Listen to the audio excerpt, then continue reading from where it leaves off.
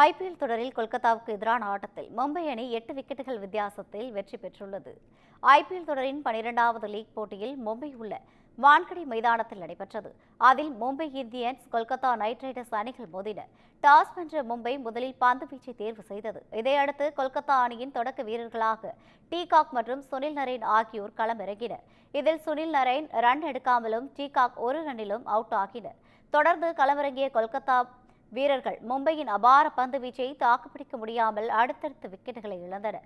இதில் ரஹானே 11 ரன்னிலும், அங்கிரீஷ் ரகுவன்ஷி 26 ரன்னிலும், வெங்கடேஷ் ஐயர் 3 ரன்னிலும், ரிங்கு சிங் 17 ரன்னிலும், இம்பாக்ட் வீரர்களாக களமிறங்கிய மணிஷ் பாண்டே 19 ரன்னிலும் அவுட் ஆகினர்.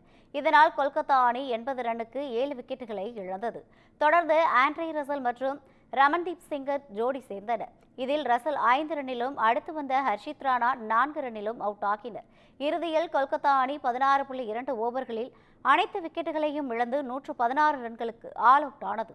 மும்பை தரப்பில் அஸ்வினி குமார் 4 விக்கெட்டுகளை வீழ்த்தியிருந்தார். இதையடுத்து இலக்கை நோக்கி களமிறங்கிய மும்பை அணியின் வீரர்களான ரோஹித் சர்மா 13 ரன்னிலும், வில் ஜாக்ஸ் 16 ரன்னிலும் அவுட் ஆகி வெளியேறினர். பின்னர் ஜோடி சேர்ந்த ரிக்கல்டன், சூரியகுமார் யாதவ் ஜோடி சிறப்பான ஆட்டத்தை வெளிப்படுத்தினர். இறுதியில் மும்பை அணி 12.5 ஓவர்களில் இலக்கை கடந்து 8 விக்கெட்டுகள் வித்தியாசத்தில் அபார வெற்றி பெற்றது.